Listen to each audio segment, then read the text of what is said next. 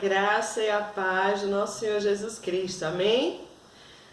Paramos um pouquinho, né? Tivemos um pouquinho aí de tempo sem gravar, mas para a honra e glória do nosso Deus estamos de volta. E eu vou chamar agora a minha filha, Laurinha. Oi, gente!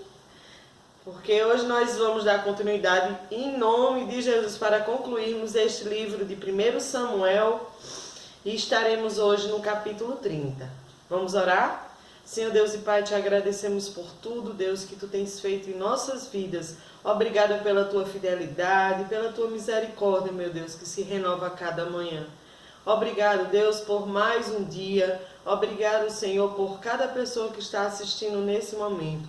Que o Senhor possa estar abençoando suas vidas, Senhor, abençoando suas famílias. Ó Deus, que o Senhor possa dar ânimo ao desanimado, possa fortalecer o enfraquecido. Ó Deus, que o Senhor possa renovar nossas forças, Pai, em todos os aspectos. Fica conosco, nos dá sabedoria, ó Deus, e nos usa para a honra e glória do Teu nome. Em nome de Jesus, amém. Vamos ler. Davi extermina os amalequitas. 3 dias depois, quando Davi e seus homens chegaram à cidade de Ziclag, viram que os amalequitas haviam invadido o Negueb e atacado Ziclag. Tinham destruído e queimado a cidade. Não mataram ninguém, mas tomaram como prisioneiros as mulheres e as crianças e os demais foram embora. Quando Davi e seus homens viram a cidade queimada, se deram conta do que havia acontecido com suas mulheres, seus filhos e suas filhas. Lamentaram e choraram em voz alta, até não aguentar mais. As duas esposas de Davi, Aionã, de Jezreel, e Abigail, viúva de Nabal, do Carmelo, estavam entre os que foram capturados. Davi ficou muito aflito, pois os homens estavam amargurados por terem perdido seus filhos e suas filhas, e começaram a falar em apedrejá-lo. Mas Davi encontrou forças no Senhor seu Deus. Aleluia. Então disse ao sacerdote Abiatar: traga o colete sacerdotal. E Abiatar, filho de Aimeleque, o trouxe. Davi perguntou ao Senhor: devo prosseguir esse bando de saqueadores? Conseguirei apanhá-los? E o Senhor lhe respondeu: sim, vá atrás deles, certamente conseguirá recuperar tudo que foi tomado de vocês. Davi e os 600 homens partiram e chegaram ao ribeiro de Besor, onde ficaram alguns deles. 200 dos homens estavam exaustos demais para atravessar o ribeiro. E Davi continuou a perseguição com 400 homens. No caminho, encontraram um rapaz egípcio no campo e o levaram até Davi. Deram-lhe um pouco de pão para comer e água para beber. Também lhe deram um pedaço de bolo de figo e 2 bolos de passas, pois fazia 3 dias e 3 noites que não comia nem bebia nada. Em pouco tempo recuperou as forças. Davi lhe perguntou: a quem você pertence e de onde veio? Sou egípcio, escravo de um amalequita, respondeu ele. Meu senhor me abandonou 3 dias atrás, porque fiquei doente. Estávamos voltando de um ataque dos queretitas no Negueb, ao território de Judá e à terra de Caleb, e tínhamos queimado Ziclag. Você pode me levar até esse bando de saqueadores? Perguntou Davi. O rapaz respondeu: se o meu senhor jurar por Deus que não me matará nem me entregará ao meu senhor, eu o levarei até eles. O rapaz o levou até os amalequitas. Estavam espalhados pelos campos, comendo, bebendo e festejando por causa da grande quantidade de bens que haviam tomado da terra dos filisteus e da terra de Judá. Davi e seus homens massacraram os amalequitas, atacando-os durante todo o dia e toda a noite.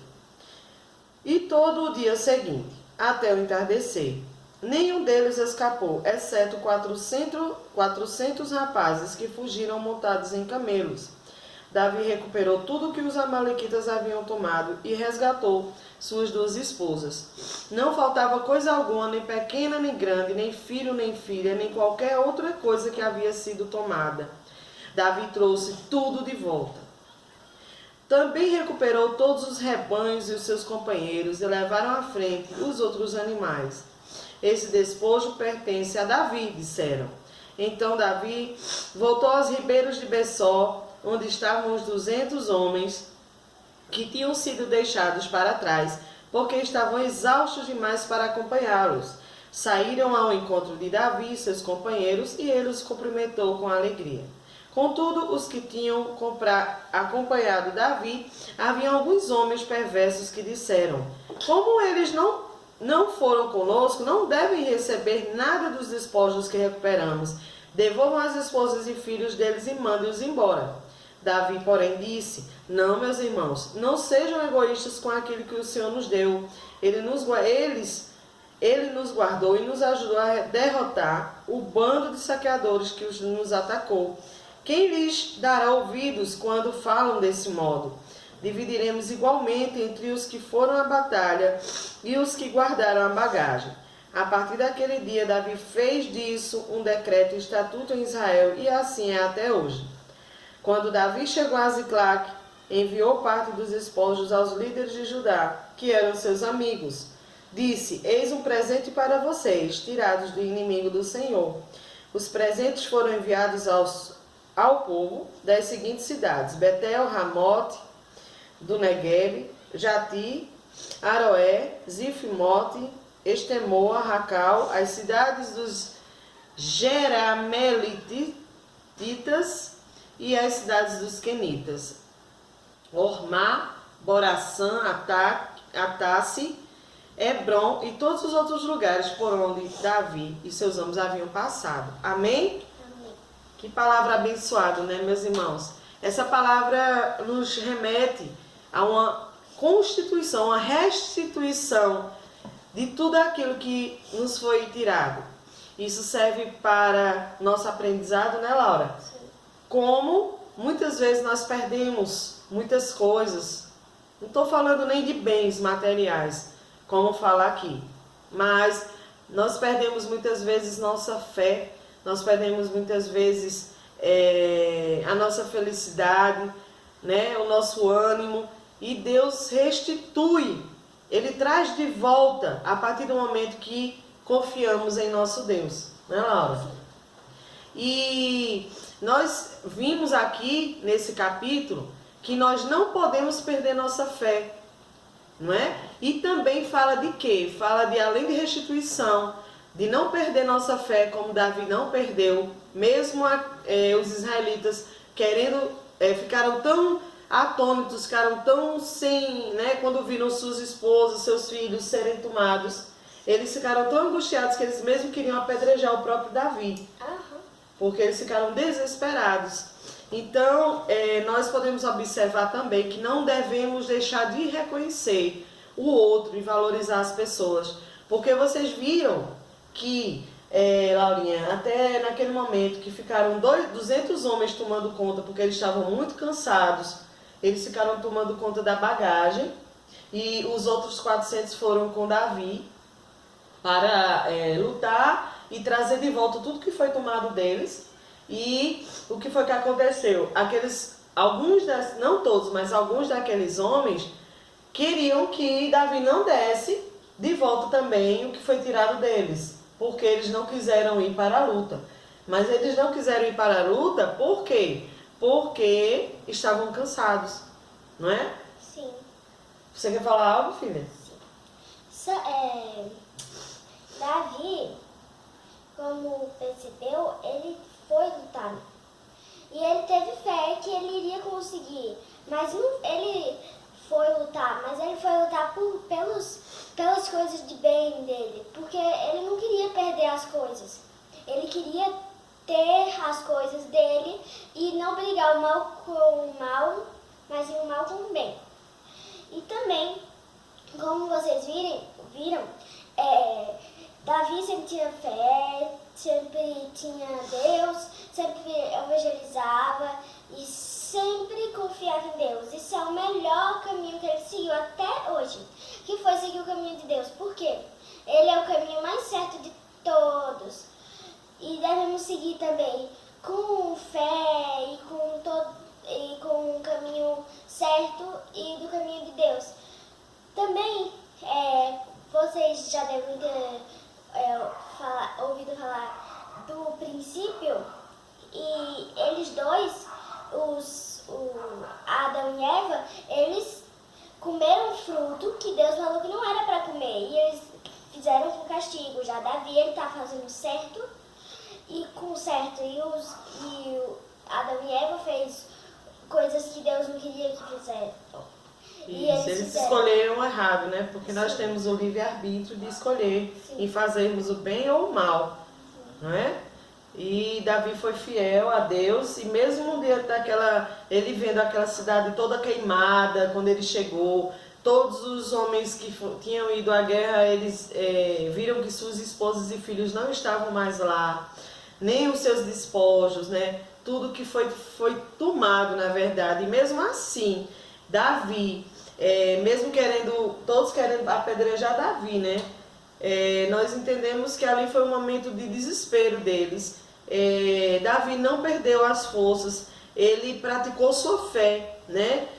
Lá no Salmo 11, depois vocês podem olhar, que foi quando, nessa época, Davi escreveu o Salmo 11, e tem a ver com o que ele passou nesse momento, tá? Então, Davi havia aprendido que Deus é confiável mesmo em meio às provações, e havia desenvolvido uma força interior nele, baseada no conhecimento que ele tinha de Deus, né, filha?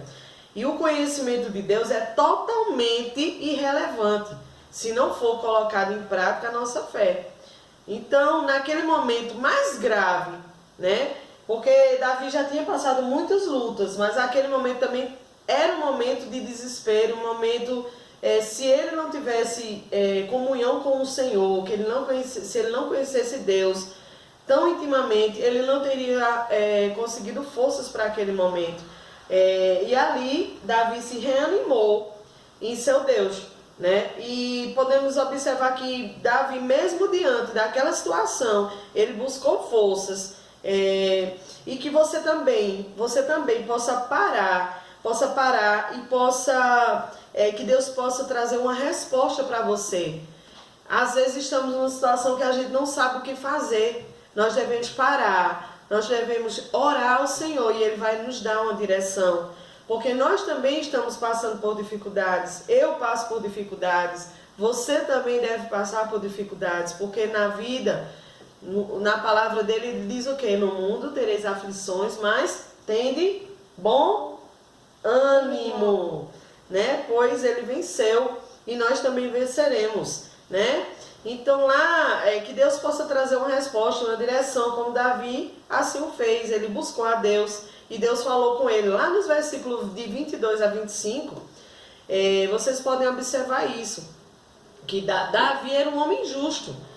Mesmo apesar de suas falhas, de seus erros, ele era um homem segundo o coração de Deus, mas ele tinha falhas, porque ele era um humano, um ser humano. Então, como ele foi com os 200 que ficaram, né?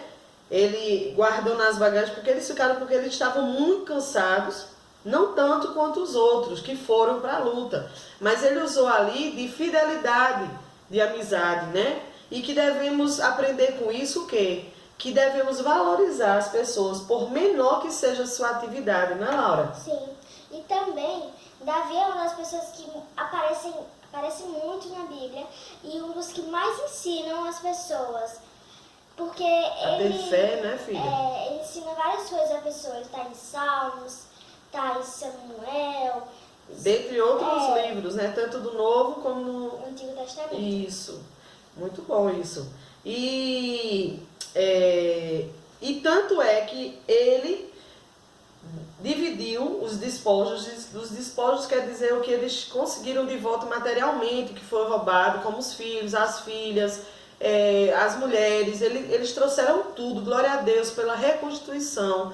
E essa restituição, né, seja na sua vida também, meu irmão e minha irmã, que você receba força para que tudo que lhe foi roubado, seja materialmente, espiritualmente, que Deus renove suas forças para que você possa conseguir tudo de volta. Como eles aqui, nessa história nós podemos observar isso, que você não perca a fé, que também você não deixe de valorizar as pessoas, que por menor que seja a sua atividade, vocês possam nunca esquecer de quem esteve ao seu lado, nos momentos, muitas vezes, perdendo até a saúde, para que estivesse conosco em nossas lutas, não é? Muitas vezes a gente está ajudando uma pessoa, às vezes nós mesmos estamos numa luta grande, mas não deixemos de ajudar o próximo, porque assim Deus vai nos abençoar, como Jó também, os seus amigos, né? Que por vezes até chegaram a duvidar do que estava acontecendo com ele, mas Jó foi fiel aos seus amigos e no final ele recebeu tudo restituído, ele teve restituição em sua vida, ele recebeu tudo de volta em dobro. Então glória a teu nome por isso, né? Glórias a teu nome, Senhor, por isso, por essa palavra abençoada, e que venhamos a reconhecer sempre quem está ao nosso lado e que devemos levar a Deus todas as nossas angústias, para que possamos ter fé e conseguir o que precisamos. Amém? Amém. Que Deus possa te abençoar, né, Laura? E que amanhã possamos estar juntas, nós estamos até com uma camisa igual, ó. Que legal. No Laurinha não dá para aparecer tanto, mas é a mesma blusa, né? Que isso aqui era de um evento que ia acontecer, né? Aqui tem sim, eu creio. Tá? E era de nossa cidade, um evento que havia a ver, né? Bem pertinho de iniciar essa pandemia, né? Ficamos com pena porque não houve esse evento, mas Deus sabe todas as coisas, Deus nunca perdeu o controle. Que Deus possa te abençoar e que amanhã você possa estar conosco mais uma vez no Tal Mãe, Tal Filha. Amém? Amém. Beijo. Tchau!